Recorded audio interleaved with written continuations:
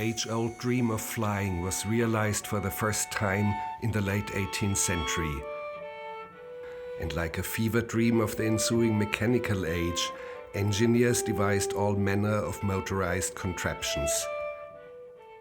Some of them imitated the flight of birds. That did not go anywhere.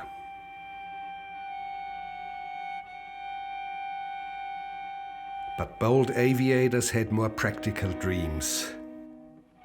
They would fly machines that today are known as aeroplanes. Some of them resembled boats with wings. They were fragile, and often things went wrong.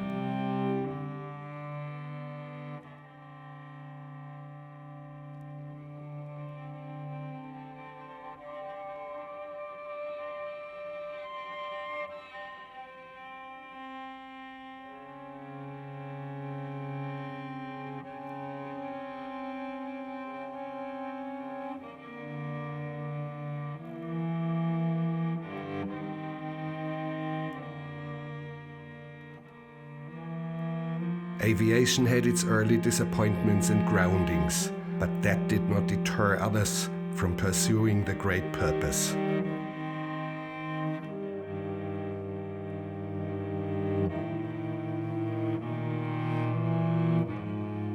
But what to do with passengers? Were these planes powerful enough to carry people, and if so, where to tuck them away?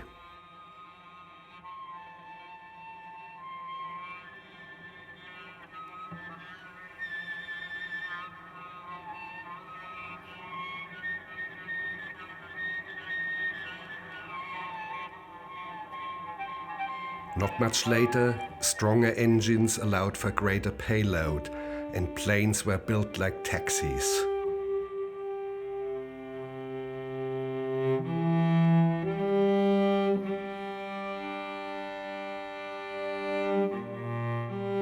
But that was not enough.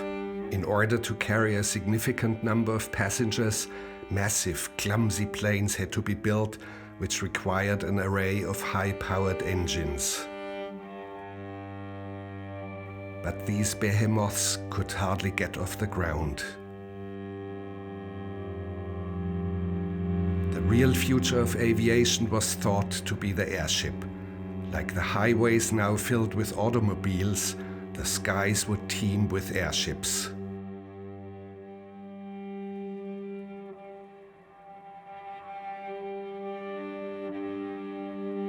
As the crowning achievement, the German engineer Graf Zeppelin built airships of gigantic proportions.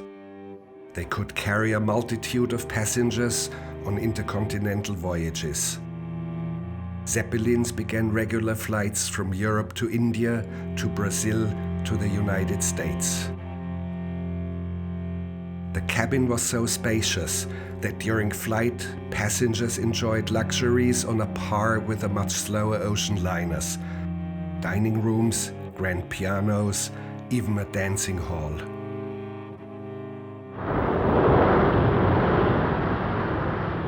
And then it all ended with the catastrophe of the Hindenburg.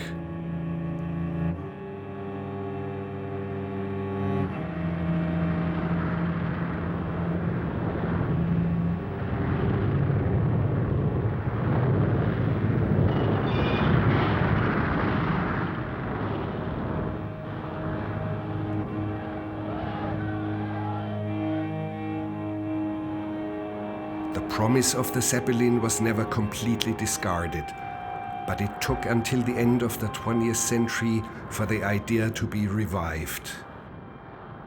Today, applying non-flammable gases and with different applications in mind, a new breed of high-tech engineers has emerged. I teach aerospace engineering here at Queen Mary, University of London, and this is my laboratory. Here we've got an aircraft, and what we're doing here is we're checking the safety of the structure. We're bending it with a ton of load to check these panels don't buckle. We've got strain gauges on it, and then we'll measure the deflections in there to check we don't have any distortions. But most of the work we do in here is aerodynamics, and this yellow thing is a big wind tunnel. The flow comes from the back of the room here, is coming through here, goes round under the floor, and gets up to about 100 miles per hour in there. So we can test things subsonically, less than the speed of sound, and give us useful information about the forces, measure the forces on bodies like this thing. This is a model of an airship or an airship body. We can measure the forces on the balance. And also we set up a little test here with a smoke filament coming over the top, round the nose of the airship. You can see the flow there coming over the top. But come with me, come right round. Here, this is a smoke tunnel. This is used for visualization. You can see these comb of smoke filaments coming down through the smoke tunnel. And it's coming round this model, which is a model of the airship. It's round, it's spherical, with a cone underneath, like a raindrop. The reason it's fat and round like this is so it can be maneuverable. Now, Zeppelins, the big German Zeppelins, were long shapes like cigars, and they could barely maneuver when they turned. They were fast, but they could barely turn. So this airship can turn quite quickly. And that's a little breakthrough, just reducing the drag by a factor of 2. The test here isn't exactly representative because there's a thin layer of air we call the boundary layer, just a millimetre above the surface, and that layer of air dictates the entire flow around the airship. But on the big airship, it'll be turbulent. There'll be little eddies in that boundary layer, and that'll make the flow more turbulent close to the body, and the separation region, it'll be closer, should be even lower drag. So I'm hopeful this airship will be manoeuvrable, and from these tests I'm quite confident we'll be able to manoeuvre close to the trees, round and near them, and that's the important thing I want to get done in this test. And from what I've seen today, what we've seen here, and the testing I've done in the wind tunnels, I'm confident we'll have a good airship. Dr. Dorrington, what happened to your left hand? Can you show it? Well, when I was a small boy, I had an accident. I was always interested in space flight and wanting to get to orbit and things like that. And I was building a rocket when I was about 14 years old. And I was holding the rocket in this hand, and I didn't understand propellants. If the chemistry teacher had just taught me the year before, but I was only 14, and the lesson I needed was a year later about oxidation reactions. And I had a spontaneous explosion when holding the rocket. Luckily I lived, but at that time it was a 50% chance it could have gone this way, and luckily I'm alive today. So I recommend any small children or teenagers at home, be careful how you mess around with rockets, because I can't be an astronaut now.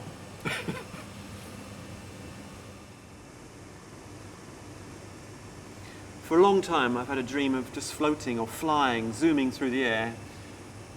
Dreams during the night as well, just flying through cities and through valleys and under bridges and flying everywhere. Just floating above the surface, seeing life. We need something very manoeuvrable, and a balloon isn't ideal. Something like this would be much better if it could be quiet as well. That's the important thing. It's got to be really quiet. You can see here what I've got on the back. Here's a small jet engine, just enough to lift my weight.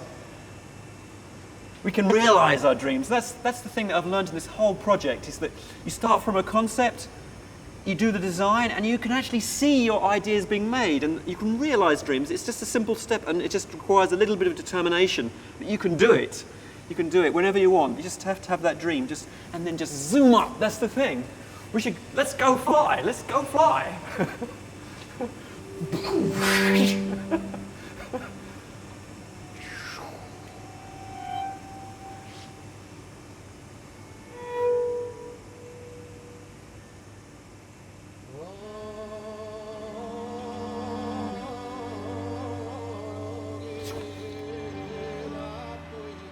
Cardington, north of London. In these gigantic hangars, most of Great Britain's glorious airships were built. Here, Dr. Dorrington plans to test his new prototype.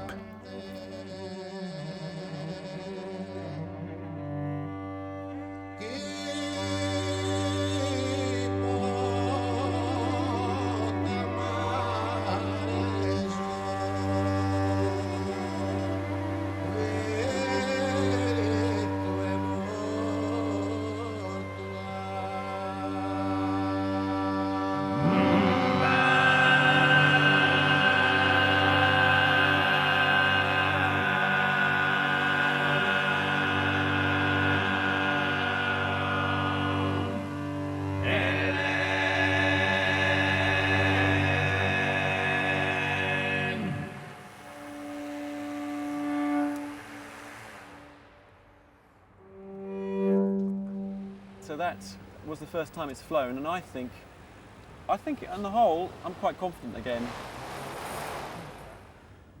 Pride's not quite the right feeling, to be honest with you.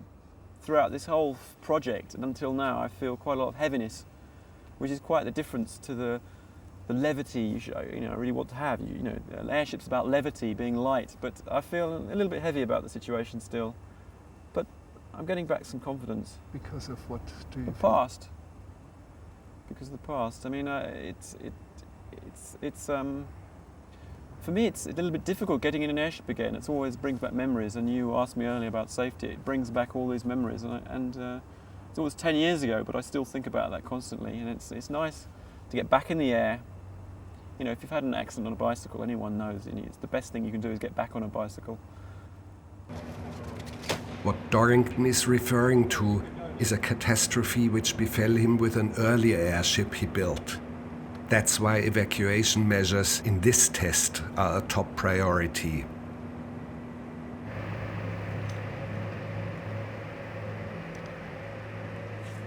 Dorrington's plan is to fly this airship over the jungle canopy and use it as a platform for studying and filming the largely unexplored treetops. We chose the area of Kaieteur Falls deep in the rainforest of Guyana in South America. Here, untouched landscape and diversity of flora and fauna are found in perfect unity.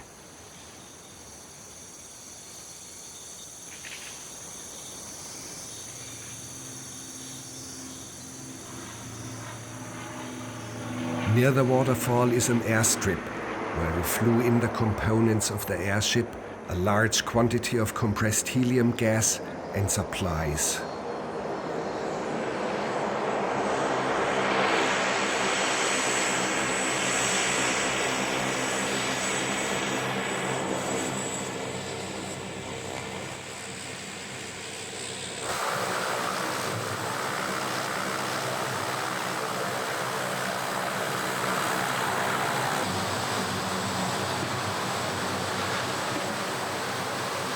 For backup safety, we also brought in an ultralight aircraft and an experienced aviator to fly it.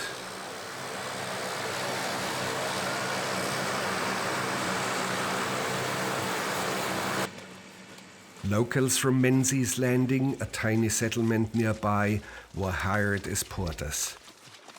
Guyana, the only English-speaking country in South America, has a small population of approximately 700,000. British colonial rule brought Indians from India and Africans from the Caribbean. The native Amerindian population has shrunk to a mere 3%.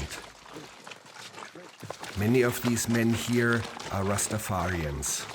This rough and tumble lot normally works as diamond miners. Rambo! Just like Rambo! Even rougher than Rambo!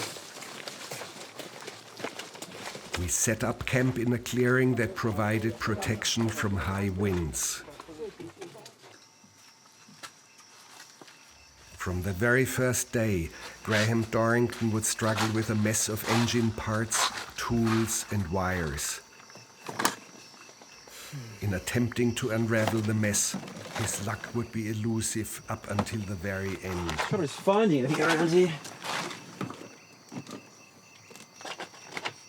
This is the switch unit and the central. They're just above my head, and the central switch will control the tail motor, and the side switches will control how we go up and down. It'll be very important. We did not know then that this particular switch would cause a huge problem later. And then on the end will be an electric motor. Let's get that motor out of the box here. This is actually interesting motor because it's designed by somebody called Lynch in England. He never went to university and doesn't know any mathematics and stuff like that, but he taught himself electrical engineering, and it turns out the motor he's made is one of the world's leading motors in terms of power and mass, and he's developed his own kind of sort of algebra to do that, but no other person, no academic can understand what he's doing, but he seems to know more than many academics and electrical engineering departments, because this motor's very, very good performance, the best I could find. Most of the time we'll just be drifting with all the motors off. At least I'm hoping. It'd be lovely just to be above the canopy with complete silence.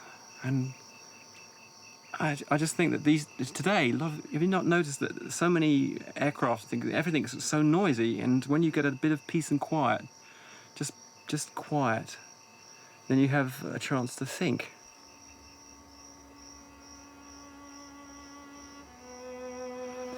Just quietly floating above the forest in those mists.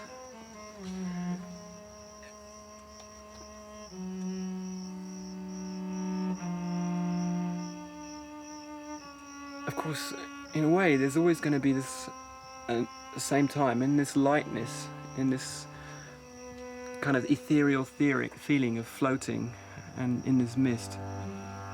That'll be beautiful, but at the same time, my mind will always have this heaviness in it. It's not just the danger, it's that feeling of danger, that the thing could go wrong, but it's still the past.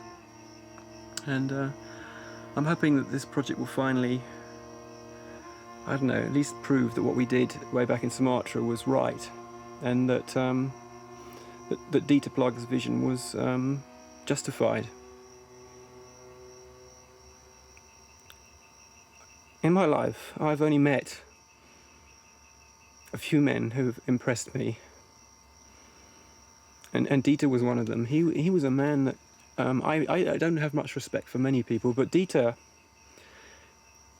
when you met him, he was such a solid man and so generous, and he was such a bloody good cinematographer. He had made so many good wildlife films, and when he died in 1993, April 3rd, it just seemed totally unjust, because he was just at the start of a major project. When you make a wildlife film, one of the most important things is, of course, to know about your subject. But as I'm not a scientist in the way of having detailed studies or have studied in detail animals or their behavior, I have to refer to experts who know.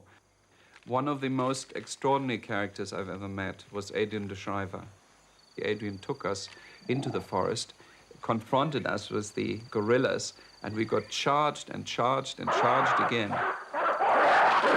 And I think, and I'm sure, if I would have even flinched once and would have dropped the camera or would have run or turned around, Adrian would have said, well, this is obviously not the right man to make this film. Adrian de Schrijver had this orphaned baby gorilla, and one day he decided to introduce it into the forest, to let it know the sights and the sounds. And suddenly we sensed the gorillas were right close. And Adrian stood there with the baby gorilla on his arm.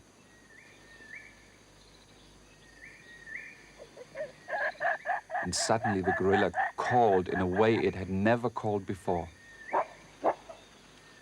It was really, there was a strange feeling. It was all quiet. And suddenly we saw the leaves move, and there was Hannibal first, who looked at us. And I sensed there was something going to happen, which really we shall never forget. Hannibal suddenly called, and Casimir answered from the background, and Adrian was very, very nervous, and we all realized this is a situation which really can end up in something terrible.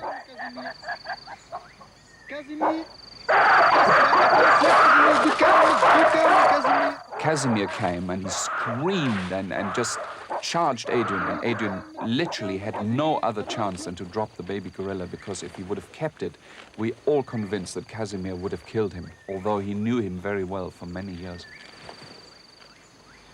Wildlife filming can be very dangerous, I think, when one gets into a situation which is created by humans. In Sri Lanka, we had a situation where there were elephants isolated in small pockets of forest in amongst plantations.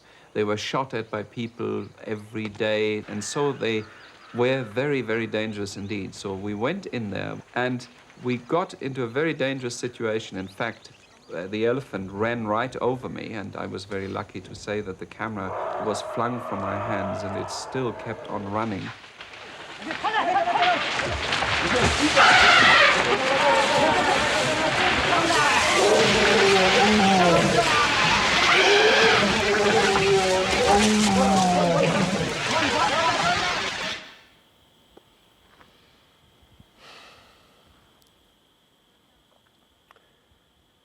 For 11 years, I felt the weight of guilt about that accident.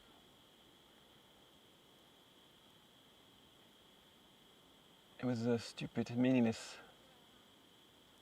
accident, and I went over it many, many times in details, trying to find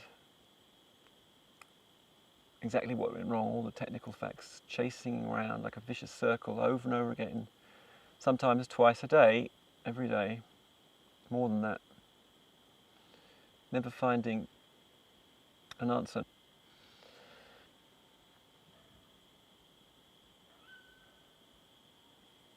He knew the risks, he accepted his responsibility, and he trusted me in my judgment. And in fact, he showed great respect to me.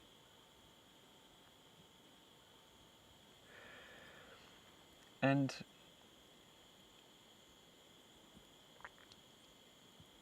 I know I'm not responsible for the detail of the accident, but if I hadn't had the dream in the first place, if I hadn't had the idea of doing this, then it would never have happened. I mean, he would probably be alive and filming today.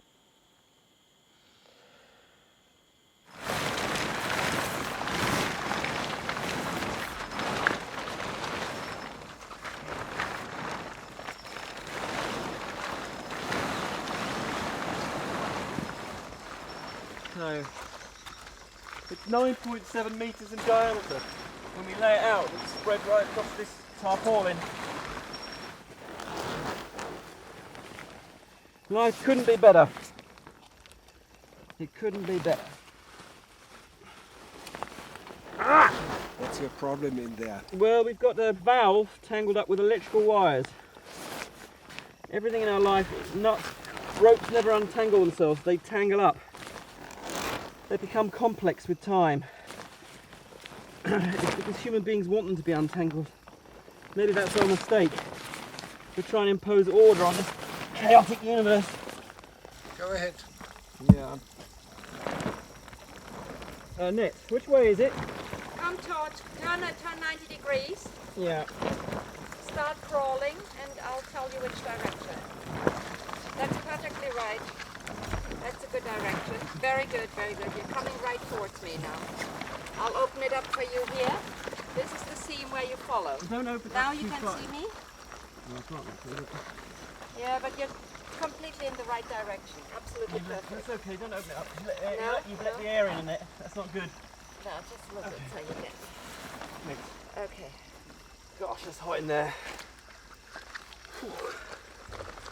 So I've just discovered when you go in there, there's two electrical connections. You have a male and a female connection, and I've made a mistake and I put two female connectors together, so I've got to change the connectors. So I've got to go back in there and do it again. But it should take about 10 minutes. So.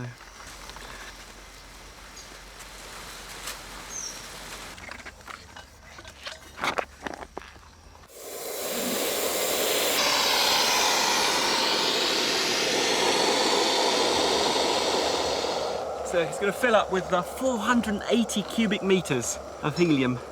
That's quite small by airship standards. In fact, this will be one of the smallest airships ever built in the world. Most airships are about 2,000 cubic meters, so it's relatively small. But for me, this is a big day.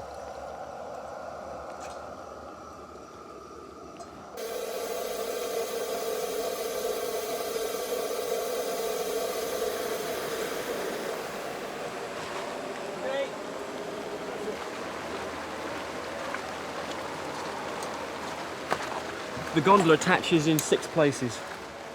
Just to make sure we got all the lines attached in the right order. Don't do it tiny, thing. No? Hold it back up that way a bit. Come on, go that way. That way, that way, that way, that way, that way, that way, that way. You're just turning, you're walking off to one side. That's fine. Okay, down. Everyone's staying on their line. That's looking good. Right, you guys have got to come this way. In a bit. It's all about confronting chaos, impending chaos. It's a very real possibility at the moment with a storm coming in from the northwest. I'm a little bit worried that the airship's too high off the ground and not properly secured, not filled with helium. So we're getting a bit nervous here.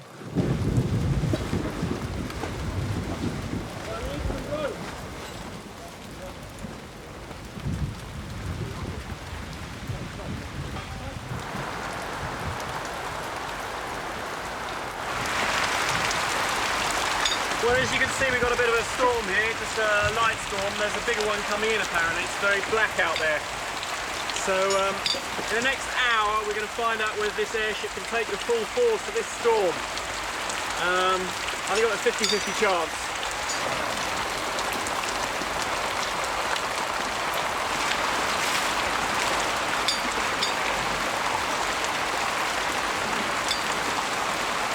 Quite nice actually, it's quite cooling, quite relaxing to know that all your work you've been working on for several years could just be destroyed in a few minutes, but that's nothing, that's life.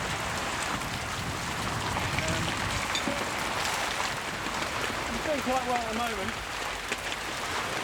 Could easily break any second now though. Yes! Whoa!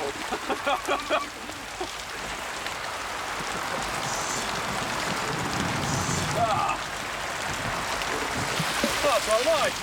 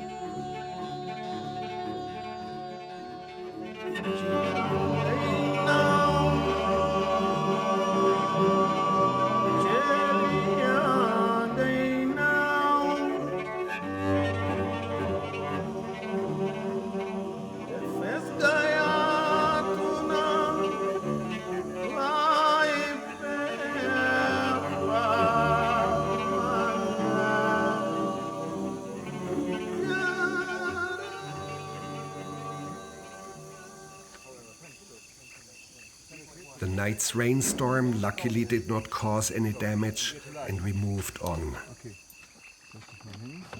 Now, Neil.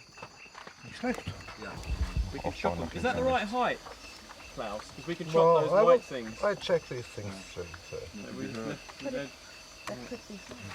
After installing a camera, we checked the airship for buoyancy against its full payload.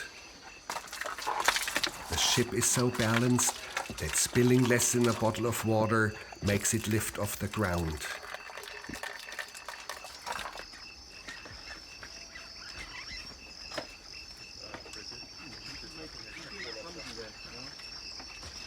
During this test, the airship remained strictly on tethers.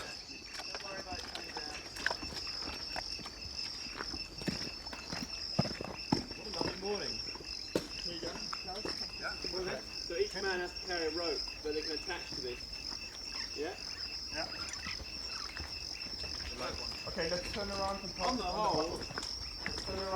While we were doing this test, one of the local men drew our attention. Without thrusters, it's going to be so damn difficult. Yeah. That is a beautiful view. It has the sunset, and there is the balloon, just floating around aimlessly.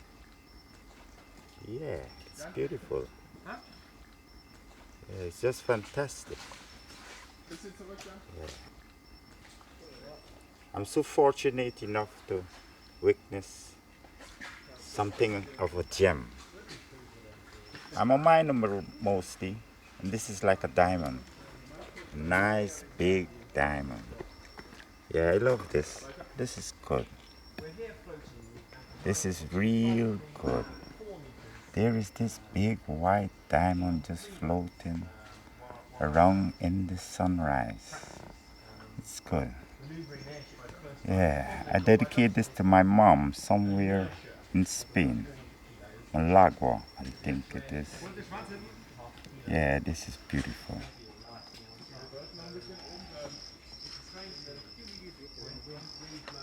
Mrs. Enid Abbott, good morning to you.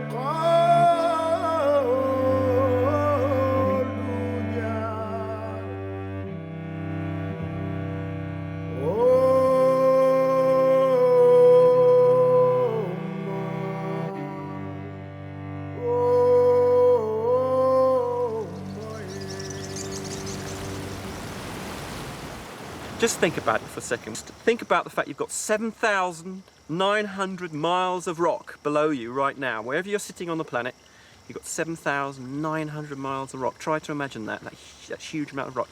I jump! Gravity is a force that pulls me down. You can't escape it unless you have something like a helium balloon or wings like those swifts. Those swifts have got a lovely Latin name, Aeronautis. Isn't that a beautiful name? The way they dive down in their free flight, becoming weightless before they dip into those falls. Isn't that beautiful? Das ist ja unglaublich! Unglaublich! Geht hier runter! Nein, Out of curiosity, our physician on location, an expert mountain climber, decided to have a look for himself. He wanted to see the mysterious nesting place of the swifts. From the bottom of the falls, the gigantic cave is inaccessible and has resisted all attempts by explorers. We lowered the camera to him, hoping to gaze into the unknown. Later we decided not to show his footage. We will show only the image from the spinning camera as we pulled it back up on a rope.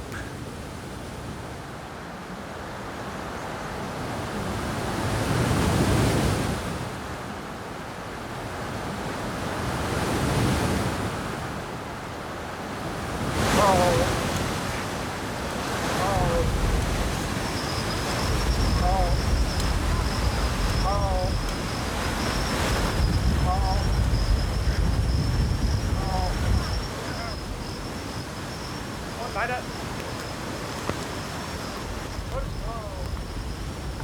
Gut. Okay. Applaus für euch. War anstrengend. Also man hat das Gefühl von Schwerelosigkeit am Anfang und einem Gefühl von tiefem Raum, der in einem schwarzen Nichts endet, wenn man da dahinter guckt. Ich bin sicher, du warst der Erste, der das je gesehen hat. Ja, vielleicht. Das ist zumindest bisschen was Exklusives. Insofern ist es ganz spannend, mal zu versuchen, hinter die Kulissen zu gucken, auch von so einem Wasserfall. Ja. Shortly after our climber's experience, we asked an Amerindian former tribal leader how he views the cave. If I had wings, one the first thing I would like to know what behind there, because there's a home of the roost, where they roost, the swift roost. And nobody knows what behind, what lies, what story, what really is behind here. Never had wings. One of my first dreams is to go behind there to see what lies there. We have stories like the legend goes that behind there have huge, big snakes is living there that protect certain treasures like diamond, gold, whatever, protect there. I mean, that's a legend that says that. Now, one of our climbers went down on a rope and looked into it with a camera. Okay. He saw what's in there. I don't think they should ever publish it. I mean, what you see is yours. I mean, you keep it to yourself. But I don't think it should be published as a whole. Say, okay, this is behind here. It would lose the whole essence about our culture would tends to die away. We would lose it. But what we can reveal is the legend of how Kaieteur Waterfall got its name.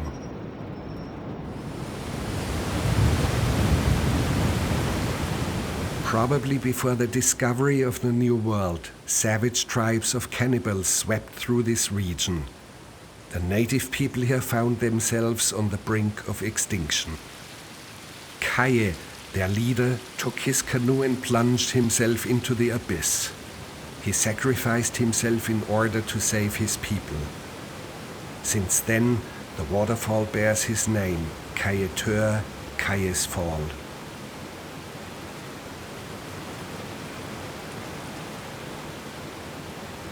It is believed that his face can be seen carved in the rock by the edge of the fall.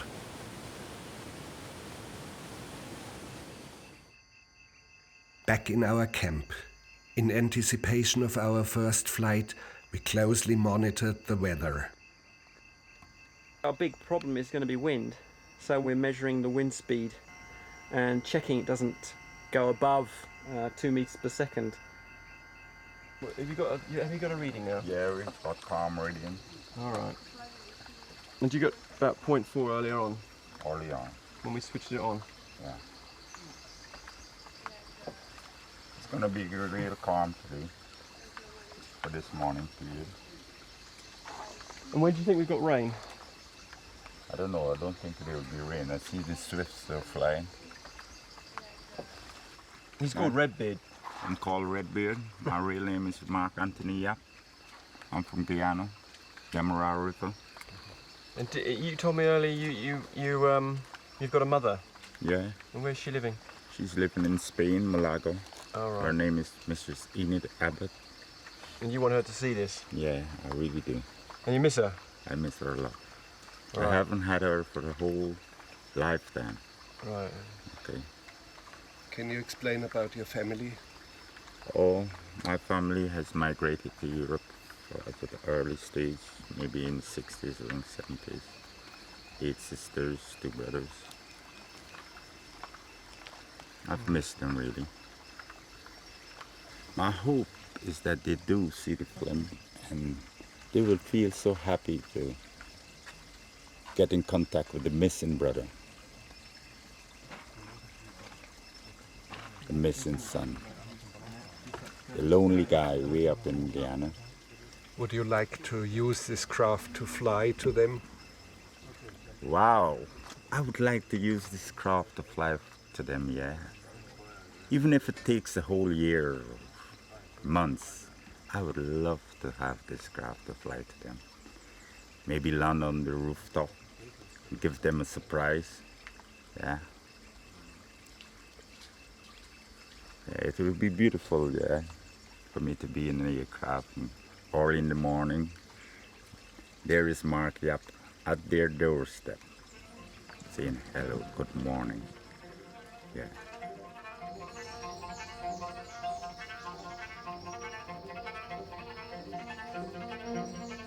That same morning, I had an argument with Graham Dorrington over the accident of 10 years past. We touched on issues of responsibility and principles. I had to confront him myself. Now there's another point. You see, I cannot ask a cinematographer to man this airship together with you unless I've been on it myself. Oh, I know, I understand that. I'm just saying I need to test it first. You just don't do that. You just don't do that. And as an employer, you cannot ask anyone, and of course they have to take their own I accept decision. that, but I think it should be tested first by me alone, and because we have a low buoyancy situation, there's a lot of technical reasons to go alone. Graham, there's such a thing as follies. Yes, I accept that. But This isn't a folly. No, it is not a folly, but it would be stupid.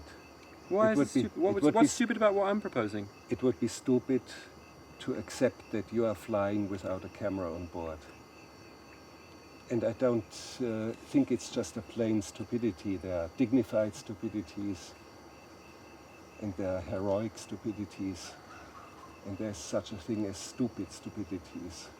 And that would be a stupid stupidity, not to have a camera on board.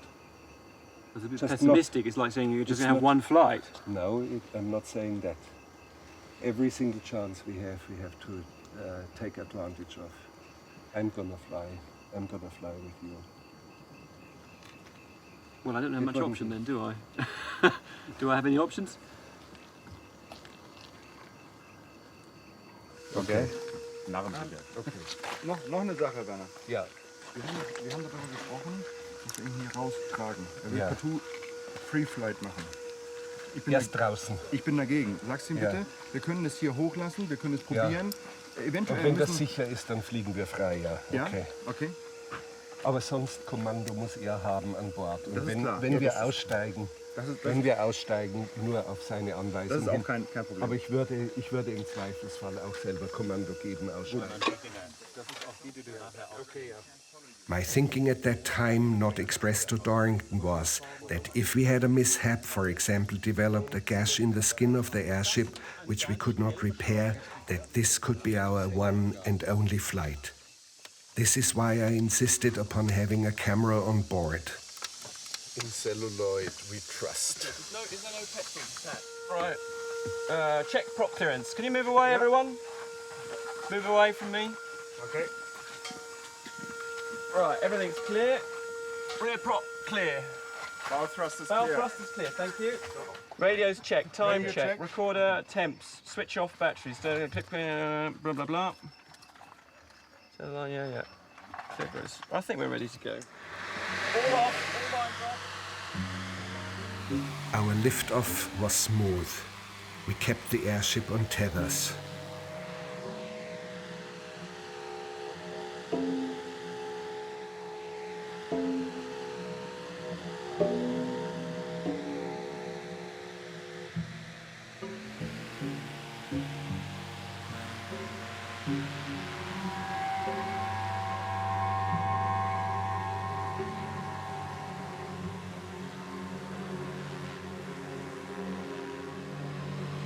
As it seemed to be going so well, we decided on a free flight.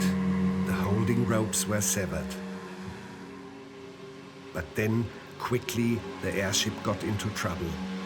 I smelled smoke and saw that one of the engines had burned out. And shortly after that, pieces of metal and plastic flew around my ears as the propeller next to me had slammed into its protective rim.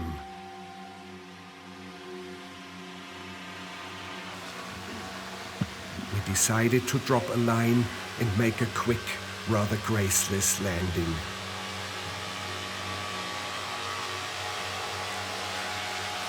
Up, Graham! Up, you pay!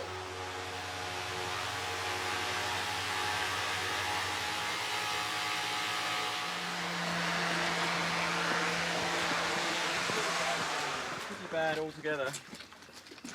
Awful. But Graham, we'll sort it out. No, it's pretty awful. Hast du den links? There's no power. There's no forward power. Look at the anemometer. You see it? Nothing. It's not spinning. Not spinning, so there's no indication. That means it's zero. Could be zero. I was on full thrust and I was sort of flying backwards almost. Yeah. Get off the ring. Yeah. I don't want to cut it. For me, this is a nightmare flight. Every single technical problem that could go wrong has gone wrong. We had about 7 independent failures. The motors are overheating, and they didn't do that prior to test. We're underpowered. We don't have enough power to push forward.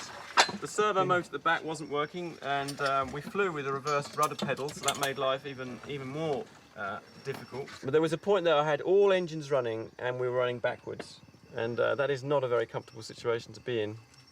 Graham, give me here. Yeah. And this was not the right procedure. You know? You know what I now mean? Well, I don't think there was a safety issue. Let me tell you what. Yeah. Just simply, Those technical then failures it's full would stop occur from my side. Yeah. This is not good airmanship, and this is not the right testing procedures when you fly aircrafts never flown before in these conditions. Okay, I did that 5 or 7 times in my life. Okay. I think you're right, but I think the technical you, failures. You won't do that again when I'm here on board.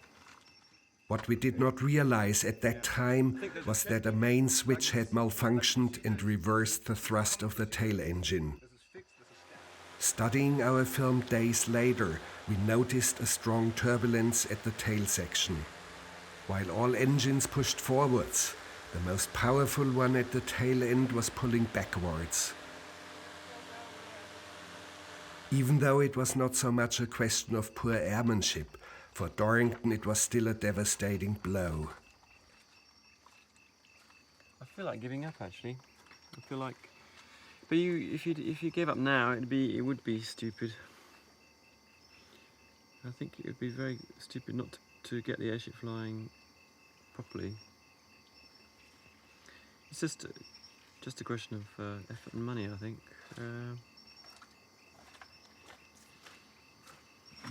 Yeah.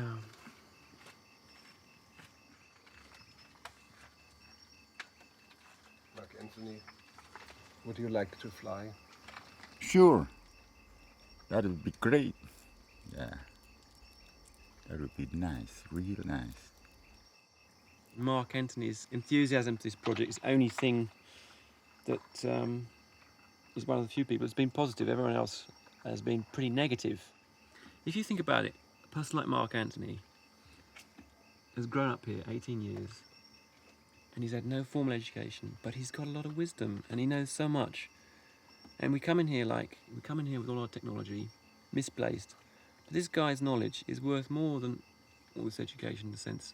The fact he knows about little plants which antiseptic qualities for eyes could be a fantastic thing. The prospecting element of this project, the potential is there to go canopy prospecting. All this gold and silver mining is a waste of time. Gold and silver are useless to us. But there could be pharmaceuticals, curing pharmaceuticals in the canopy. Many biologists believe that the canopy is one of the most rich biodiverse areas of this planet, and yet it remains unexplored. This futile flight today and my stupid technical efforts, which were also not following procedures and making mistakes, okay, I accept all that, but it's just a stepping stone. It's just a stepping stone to a much greater potential. We became curious about Mark Anthony's medicine and followed him on a foraging field trip not far from the waterfall. I come to these dark places for these medicinal herbs. It's good for the eyes, any irritation or so. This here, it's good for arthritis. I use this also for like swellings and pains. And I have a bark that I normally use on wounds. This is covered, but this one has not been stitched. It's the bark that healed this wound here. So this is where I find these herbs.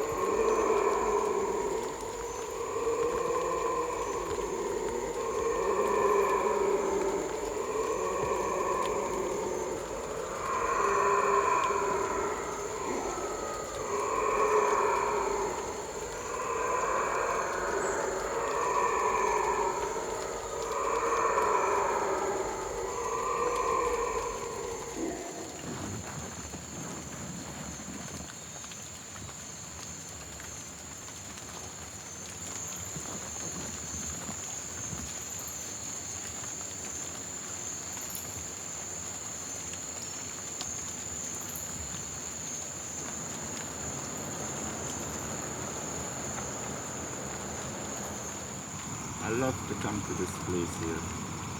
I have a view of the falls. Right now there is a fog. And sometimes when it rains, I love to look at it through this little bubble, this little one drop of water. Magnificent view. And I look through there, there's the falls, beautiful.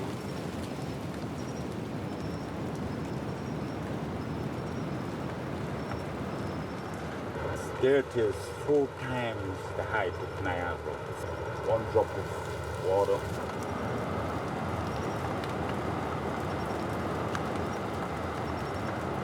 Mark Anthony, do you see a whole universe in this one single drop of water? I cannot hear what you say, for the thunder that you are.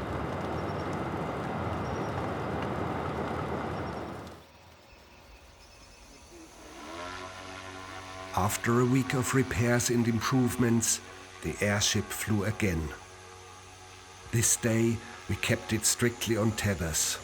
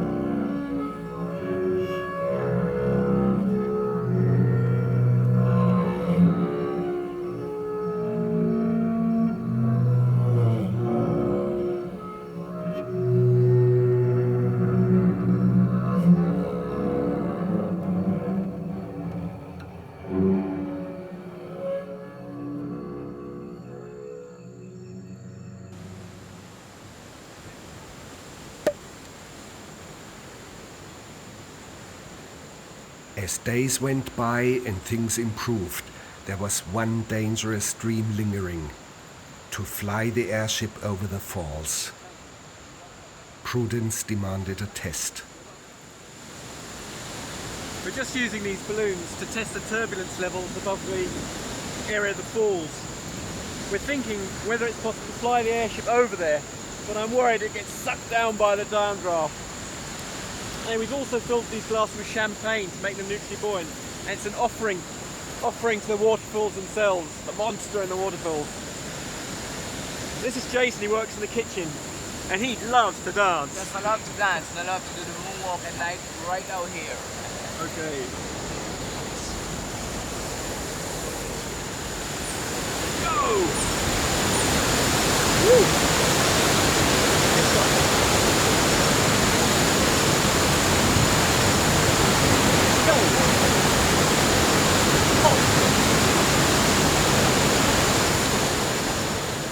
A second test showed the power of the downdraft even more graphically.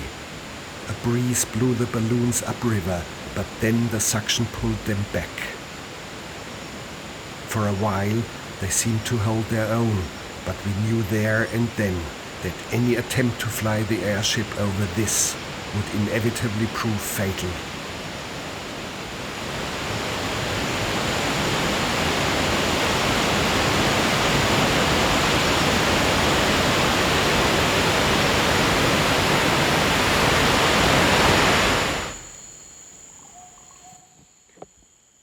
Years ago, Dieter Plage died in Sumatra in an accident in a project where I was working with him.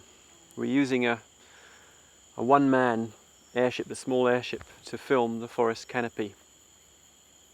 I flew the airship first a few times, and then he flew it, and it was going very well, the project.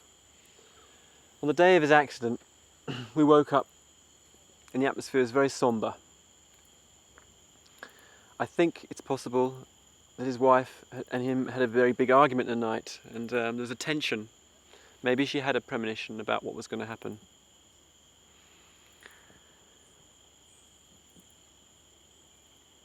He took off in the morning, a little bit late, there were lots of delays. He decided to mount the camera on the front of the airship looking back at him. Took off a little bit late and there was a slight wind, not much, it was very calm. The airship flew up a river just like this, calmly disappeared over the canopy. It circled, we could see it in the distance going across the canopy while he was filming, but it started getting a little bit higher than I expected and there seemed to be a problem. Then we radioed him and the first problem we had was that the radios didn't work. They hadn't been charged properly. The airship descended some way away over the canopy and one member of the team took bearings to see where it would come down. He stood on a big cliff ledge and watched where it came down. And then very calmly, very professionally, we arranged a team to go out and meet the airship. But I could see the airship up on a tree, perched on a tree. With Dieter was up there sitting in the seat, quite calmly. In fact, I watched him sitting there as some birds passed above. And he managed to lift the nose, but the camera that he'd put at the start was caught on a branch and it wouldn't loosen and he couldn't reach it. I saw him unbuckle his seat, but he wasn't wearing a harness and he tried to reach out to the camera. We waited again and I saw this big bank of clouds getting closer and closer. It was a light blue sky like we have now, but this cloud was a big grey blank coming in. And I could see the rustling of the treetops. And then it just moved in very rapidly. And I could see the frame of the airship on the tree rocking like a bronco. And I could see Dieter holding on. And then something I didn't quite believe, I saw it rock really hard and it broke the frame of the airship. And I saw him lurch forwards and fall out. The tree was maybe 50 or 70 meters high. And I knew that if somebody fell from that, they would be killed. That's what I realised, but I just didn't believe it. And so I ran back into the forest. It was very dark in there. When you looked up, it was pitch black. Just little vague lights from the light coming through. But he hadn't fallen, and I was thought, well, I must have been mistaken, I must have dreamt it. I waited a period of about 5 minutes and the others waited, and Freedom was with me, just told me to shh, be quiet. We heard some cracking of branches. And what had happened, another member of the team, Marcus, had climbed very cleverly up another tree. The tree he was on was dead and breaking anyway, but Marcus had climbed another tree and got within 2 meters, I found out later, of Dieter. And the airship was lodged with Dieter holding on to the part of the airship or part of a branch. And he very calmly said to Marcus, pull me over. And Marcus pulled the rope towards him. And this must have dislodged the airship from where it was. And then Dieter did fall. I was standing at the base of the canopy, and then I saw something that I'll never forget. I saw this man coming down, holding his head, lying on his side, falling through the air past me. It was like in slow motion. I can still see that. Even though it happened very rapidly, I could still see it falling. And then I heard him hit the ground with a thud. The terrible thing is, it was like meat in a butcher's shop, slamming down on the ground. The ground was soft and peaty, and we thought he was dead at first. He was half buried in this peat. He'd lost an eye, and so he looked a bit of a mess. And one of the guys, Rob, was really fantastic. People come into their own in this situation, and I was just lost. The first thing I said was just Jesus Christ. And I was just lost. Because I didn't believe what had happened. But Rob, he was like a brilliant nurse. And he went over to this guy, and we assumed he was dead. But as I looked down at Dieter, I realised he was alive because his other eye opened. And then Freedom was brilliant because we just, in lightning speed, put together a stretcher. We took off our shirts, tied the stretcher, and very carefully lifted him onto the stretcher. We got him across the river with 2 Indonesian porters. And there was a mud track on the far side of the bank. We got him there. But when I got him to the far side, it was clear his breathing was getting worse. He had this sort of moaning sound, but then he started sounding calmer. And I said to him, the last thing I said to him was that something's very, I don't know, I just said, you're looking better, Dieter. Which of course he wasn't. And we lifted him up on this mud path. It's a very narrow ledge, and there was a terrible moment at that point where we actually felt we were going to slip down the bank and his body would fall into the river, and 4 of us were concentrating hard on doing this. And just as we reached the canopy height, we heard him stop breathing. I couldn't look back because I was at the front. We got to the top of the road, and I looked at him, and I've never seen a dead body before in my life. And I looked at his body and I realised he was dead.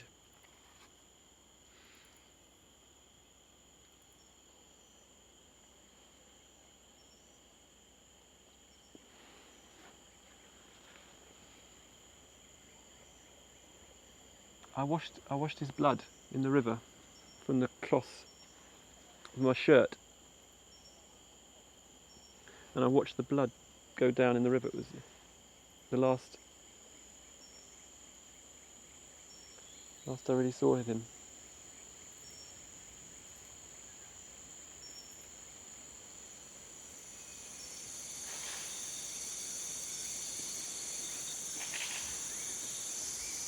After some more and very encouraging tests, we felt safe enough to fly the airship completely free. It carried safety devices such as long ropes to bail out with, a radio and a GPS positioning device. In case it got blown far out into the jungle, our ultralight kept circling close by. Finally, the ship could do the work it was designed for.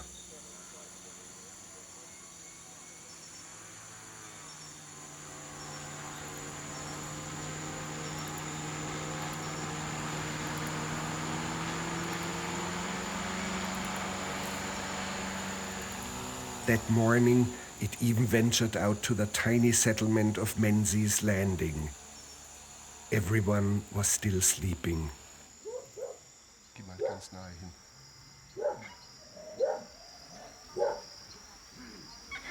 Morning, sir. Have a look what's flying there. Just have a look. Once here this morning.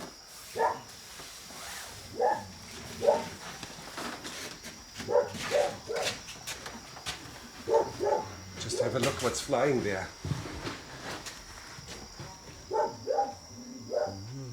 White diamond. White diamond? Is that? It even dipped into the Potaro River upstream from the waterfall.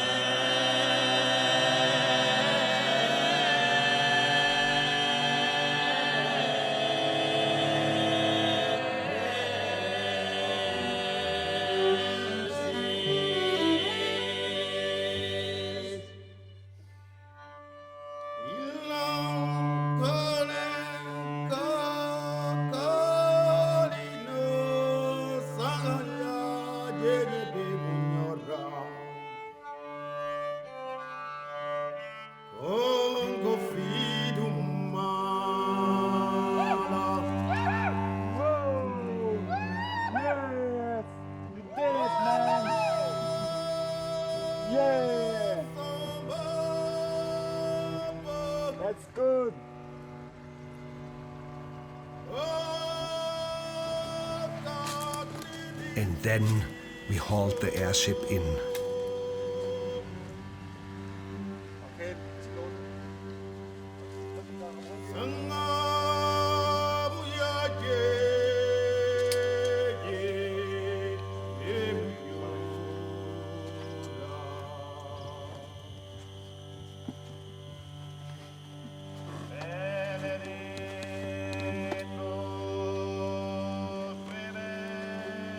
Dream about this kind of floating, you really do. After you've flown, you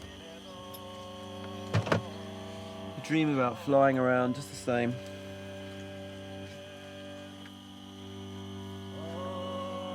Lots of people have done a great job, man.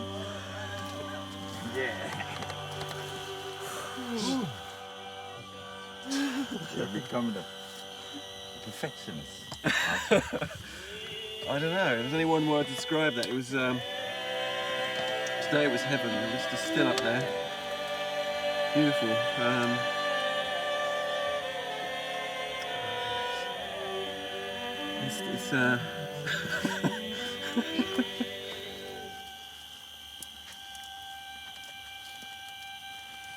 It's I can still feel myself flying around out there. You know, like you've done anything, you still have when you run round, you spin round, you feel like you're still spinning. I still feel like I'm floating. My body is just lifting off the ground now. I'm high. High on the helium. This is levity now. Knowing when it's done, this is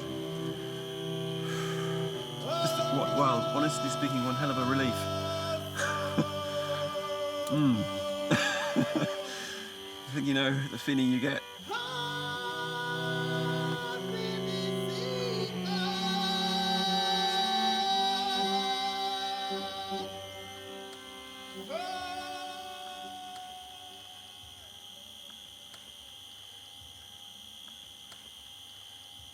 Dieter Plage, if he knew what would happen today.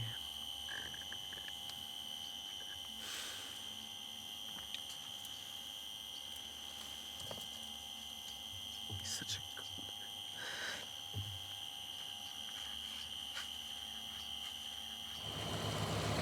We felt the right thing now would be to leave Dorrington alone and have a complete change of setting.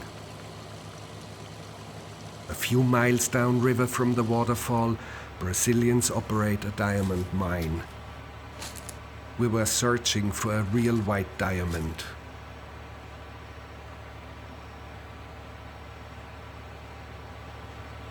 White diamond.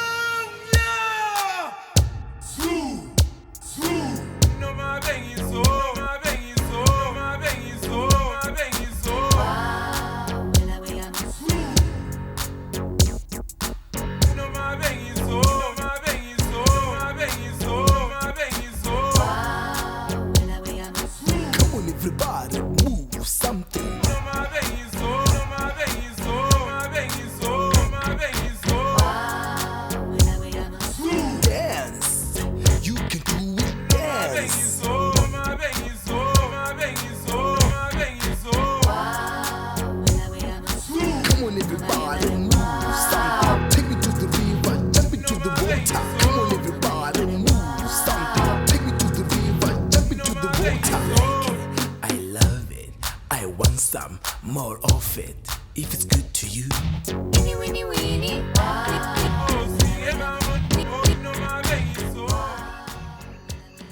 As a gift, Dorrington offered Mark Anthony a chance to fly.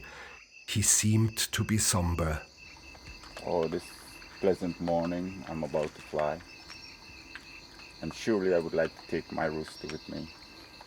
He's somewhere around. I would like to take him on this flight. Why your rooster? Oh, my rooster means so much to me. Early in the morning at 5:30 he crows. And then he crows again when there's some change of weather patterns. He's such a lovely guy, my rooster. I would like to take him with me on this voyage. First flight for me in this lovely balloon, this creation. Yeah. Yeah, it needs one more this side, please.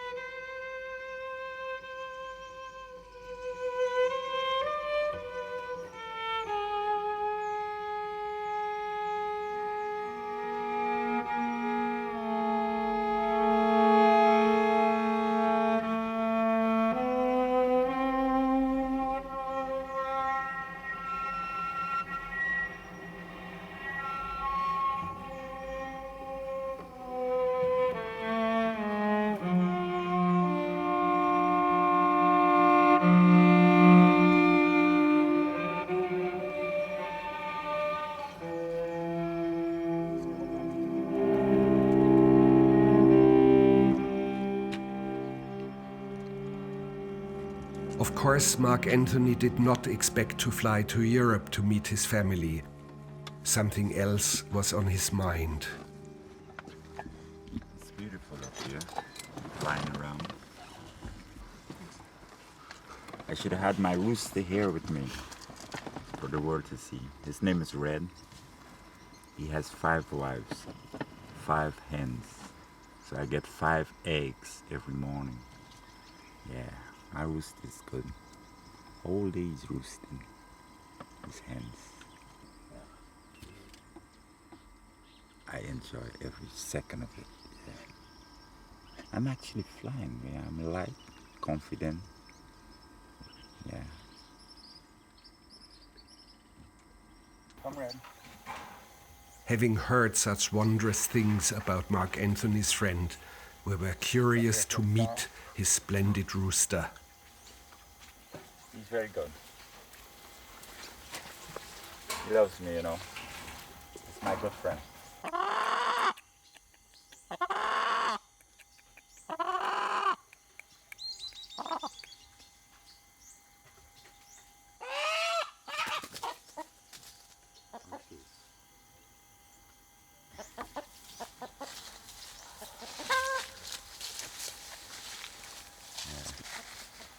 There he goes. He's off to his wife with 5 hens.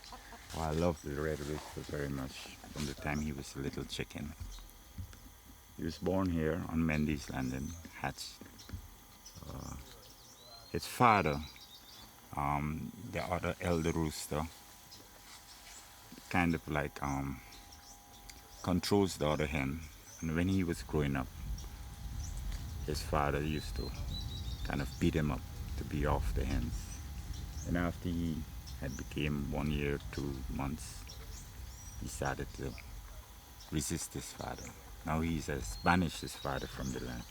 So he's the king of the land right now, this red rooster. Yeah.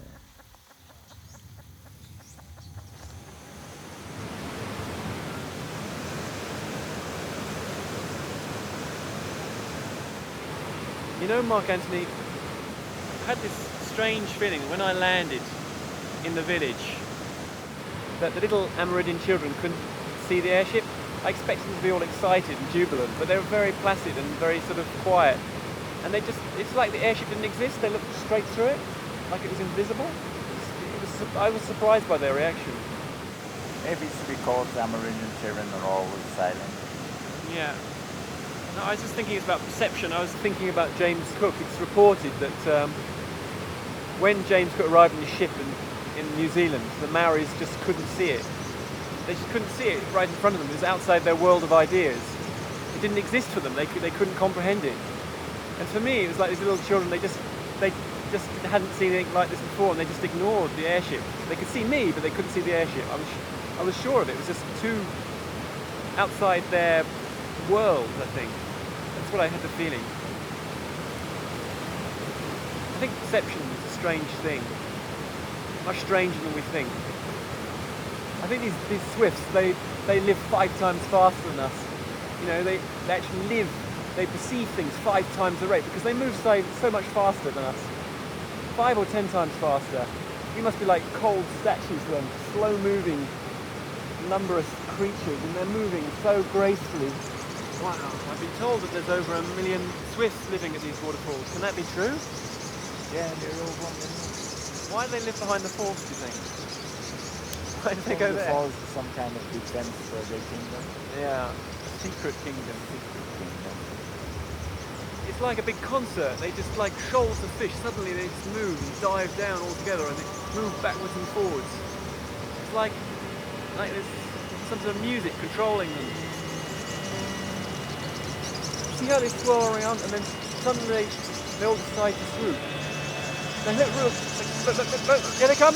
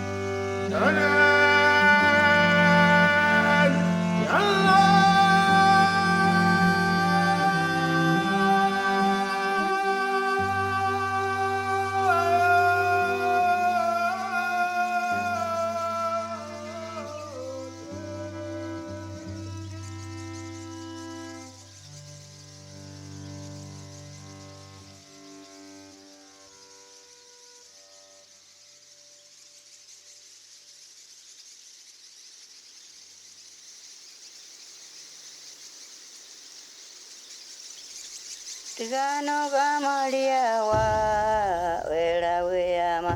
Tigano gamalia wa wera weyama. Tigano gamalia wa wera weyama. Wera weyama. Wera weyama. Tigamo gamulia wa wera weyama. Gamu gamulia wa wera weyama. Gamu gamulia wa wela weyama, wela weyama, wela weyama.